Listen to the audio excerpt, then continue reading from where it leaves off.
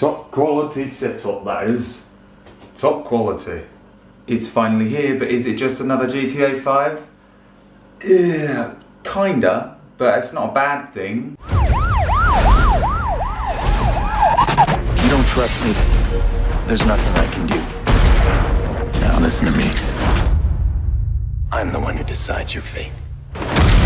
Imagine GTA 5, but set in a sort of techno world. Storyline's a little bit somber, like Max Payne. So like GTA 5, but with like a Max Payne style storyline. You're Aiden Pierce, and you're just a dead behind the eyes protagonist who's out to avenge his murdered family. You want to tell me what's going on? Corporate espionage,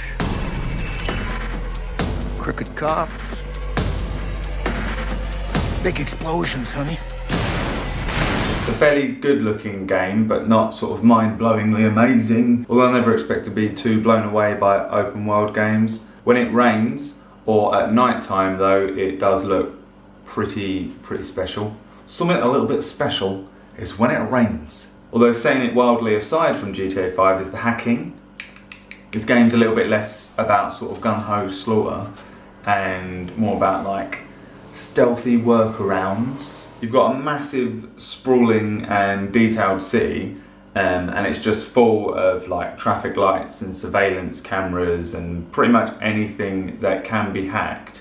You can hack with a phone. I don't just keep bringing up the phone for no reason. He's got a phone. So although you've got sort of a solid arsenal of weapons, your number one weapon is your little trusty mobile phone. The hacking side of it is by far the most important and most enjoyable part of Watchdogs. You can just have endless hours of fun with the NPCs by just opening and shutting doors from a distance, or sending them weird little texts on their phones, or setting off car alarms. So you can just send them on a goose chase around the level, just for forever. You want revenge? This phone can turn the city into a weapon. Hacking also gives car chases a completely new element in that you can raise and lower bollards or cause like traffic accidents from the car as you're driving along. So when you're being chased by like bad guys or the police, cause a traffic accident, bang, get away clean.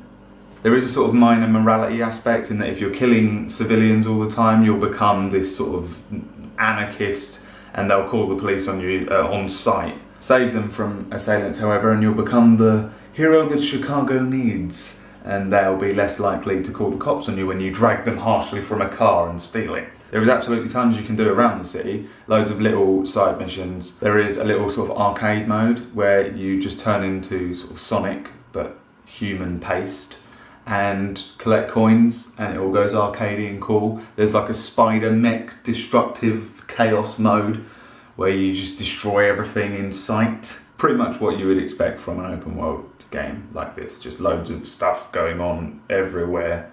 The campaign missions are strong and the characters in it are quite good, apart from the main guy who's fairly dull. Every now and then a multiplayer game will pop up in the corner and just be like, "Online race if you'd like," or like 1v1 hack off. Again, pretty much the same games that you would expect from an open world multiplayer.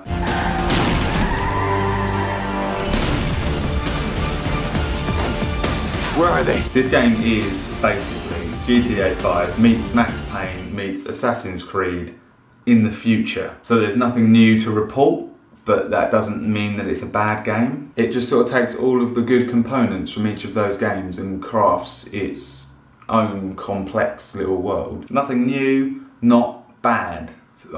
So it's not unenjoyable, but there's nothing new in it. But that doesn't mean it's bad. Basically, if you're a fan of open world games, then you should absolutely purchase Watchdogs, because it's not going to disappoint. Or it shouldn't disappoint. If you're interested, you can pick up a copy of Watchdogs at 365 Games. Thought that was all going to fall down. And I'll see you next time I review a game. Thanks for watching. Craftsmanship.